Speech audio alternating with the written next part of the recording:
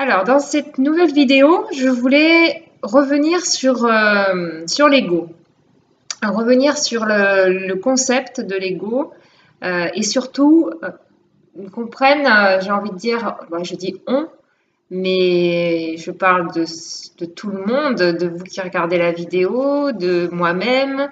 On est tous concernés puisqu'on est tous dans le jeu de l'ego. C'est-à-dire qu'on est tous sur cette terre, on a tous accepté de venir se réincarner ici. On a tous accepté de participer, si je puis dire, à l'expérimentation de la séparation.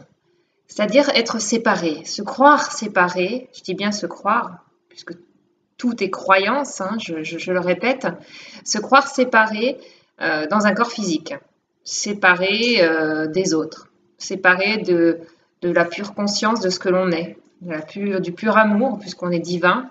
On est cette conscience pure qui est venue se réincarner dans une âme, qui est venue ici ensuite dans un corps physique, qui a pris une identification.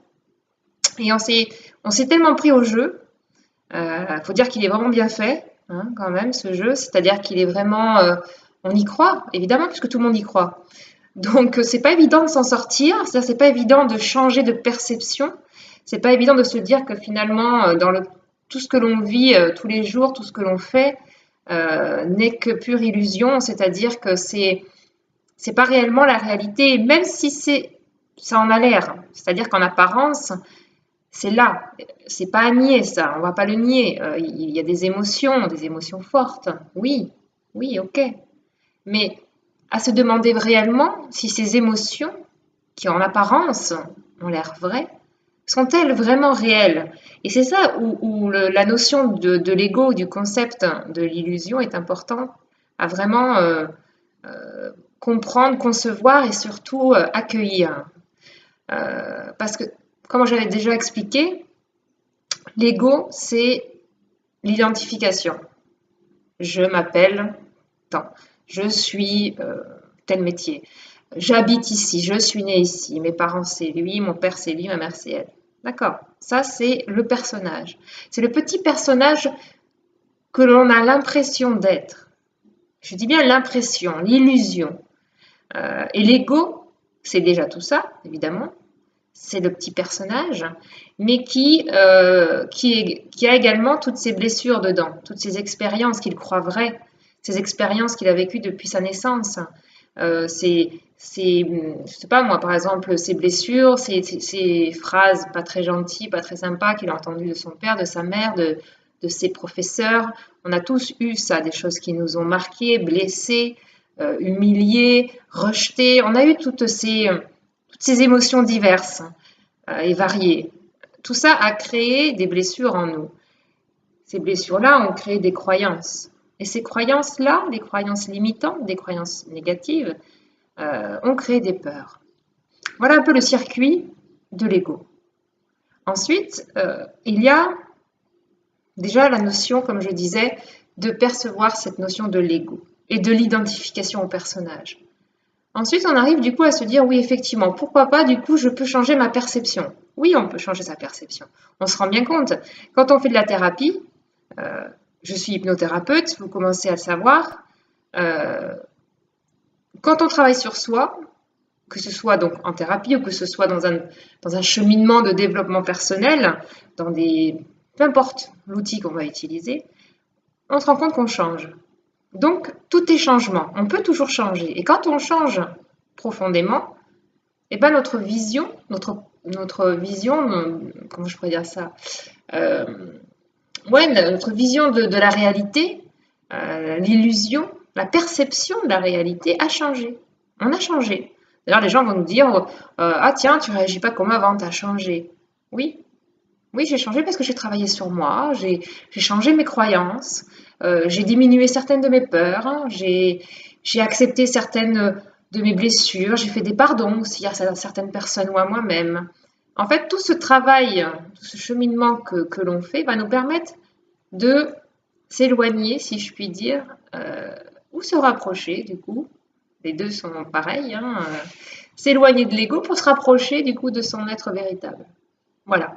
L'être véritable, c'est cette pure conscience qui est toujours là, hein, cette lumière en nous qui est là, cette joie pure qui, j'ai envie de dire, qui est là, mais qui est cachée. C'est-à-dire, euh, notre pure lumière, notre âme est cachée par-dessous, justement, cette identification à l'ego que l'on a mis en place inconsciemment, parce que c'est le jeu qui veut ça, c'est la planète Terre qui est comme ça pour le moment, c'est la troisième dimension, hein, comme on l'appelle, mais ça, on ne va pas rentrer dans les détails.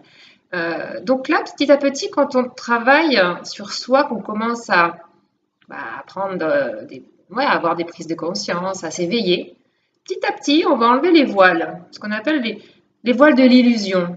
On enlève les voiles de l'illusion. Donc petit à petit, forcément, plus vous enlevez des voiles d'illusion, mieux vous allez voir. En fait, en gros, c'est comme si tout ce que vous voyez mal, c'est-à-dire que c'était vraiment flou, tout ce que vous voyez, même si vous avez l'impression de... Vous y croyez à votre vie, oui, mais parce qu'il y a toutes ces illusions qui sont là, qui sont très très bien faites, hein, ça c'est pas à nier, comme je le répète, mais c'est pas la vérité. C'est pas la vérité, comment on le sait? Parce qu'on le sait quand on travaille sur soi, qu'on se rend compte qu'on peut changer. Donc on enlève des voiles, on guérit des blessures, on diminue des peurs. Et puis du coup, petit à petit, il y a cette lumière qui commence à être plus forte. Et ça, on la sent réellement, hein. Ça, c'est vraiment par expérience que je dis ça. On la sent, ça grandit, on commence à avoir d'autres choses, d'autres perceptions. Et puis, petit à petit, la vie se transforme. Oui, la vie se transforme, c'est-à-dire qu'on va avoir des intuitions plus fortes. Parce que l'intuition, c'est pareil, l'intuition, c'est ce cœur, c'est cette âme, cette présence en vous, cette lumière qui était en dessous, qui commence petit à petit à être un peu plus forte. Même si elle est chez tout le monde, cette intuition, cette voix, on ne l'écoute pas forcément. Là, quand on commence vraiment à s'ouvrir, on l'écoute plus. Et tant mieux, parce qu'elle nous guide. Elle nous guide plus facilement. Elle sait ce qui est bon pour nous. Le plan divin qui a été, si je puis dire, sélectionné, choisi avant notre réincarnation, ça aussi, c'est un concept à prendre en compte. Rien n'est dû au hasard. C'est-à-dire que ce que vous vivez, ce qui vous arrive, les expériences que vous vivez, les gens que vous rencontrez, rien n'est au hasard. C'est-à-dire que c'est fait pour réveiller telle blessure que vous avez déjà, qui a été prévu de travailler. Les blessures d'âme ont été prévues. Donc tout est très juste si on y réfléchit. Tout est très juste. Vos parents sont exactement les parents que vous deviez avoir, même s'ils ont été, de par votre perception, de mauvais parents. Non, c'était exactement les parents qu'il vous fallait pour que vous puissiez vivre ces expériences-là. Pareil, vos enfants, vos amis, vos compagnons, votre compagne, c'est exactement les bonnes personnes. Elles jouent leur rôle. Elles jouent le rôle pour que vous travaillez sur ces blessures qui font mal.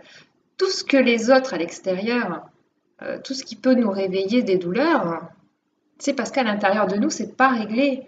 À l'intérieur de nous, on souffre. Et on souffre pourquoi? Parce qu'on croit à notre ego. Parce que c'est notre ego qui nous dirige. C'est ce jeu de l'ego qui nous dirige. On en a perdu, si je puis dire, notre vraie nature. Donc tant qu'on va rester dans l'ego, dans le jeu de l'ego, eh ben, on va vivre des souffrances. Parce que l'ego, c'est les blessures, faut pas oublier. D'accord?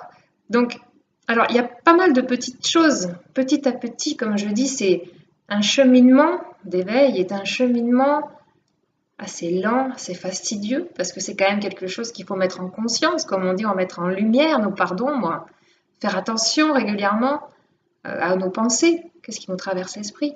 Est-ce que c'est une pensée qui vient du cœur, hein, de l'amour, de notre présence, de l'âme, ou est-ce que c'est une pensée de l'ego? Est-ce que c'est plutôt négatif, dans la peur, dans le doute, dans le jugement? Ou est-ce que c'est plutôt dans la joie, dans la sérénité, dans le bien-être?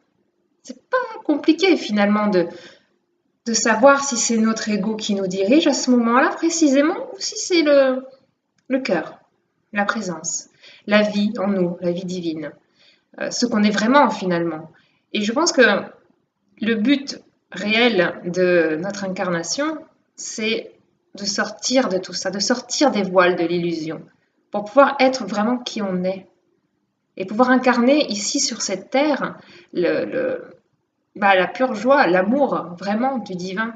Parce que réfléchissez une seconde, si tout le monde était sorti de ce jeu si bien fait de l'ego, eh ben on serait vachement bien. Vachement bien. C'est-à-dire que il y aurait plus de peur, hein, il y aurait plus de peur, donc on n'aura plus besoin d'attaquer ou de se défendre, hein, parce que c'est illusoire ça aussi. On comprendrait, on serait dans la compassion, dans la compréhension, dans l'acceptation, dans la joie, dans la créativité. Oui, oui, ça c'est un rêve, évidemment. On n'est pas, je suis consciente qu'on ne vit pas dans un monde pareil. Mais comme on dit, si on veut changer le monde, il faut d'abord se changer soi-même. Ça passe par nous-mêmes. C'est une logique implacable et c'est comme ça. Donc déjà, travaillons sur soi, sur vous-même, travaillons sur nous-mêmes plutôt. Apprenons petit à petit à faire attention à nos pensées. Est-ce que c'est l'amour, nos pensées? Est-ce que c'est la peur? Si c'est la peur, ok, je t'écoute pas mon ego. On peut se parler à soi-même et dire ego, ok, là, non, je n'alimente pas cette pensée. Moi, je suis pur amour, je suis pure joie. D'accord? Ça va créer d'autres croyances positives en vous. Rappelez-vous, tout est croyance.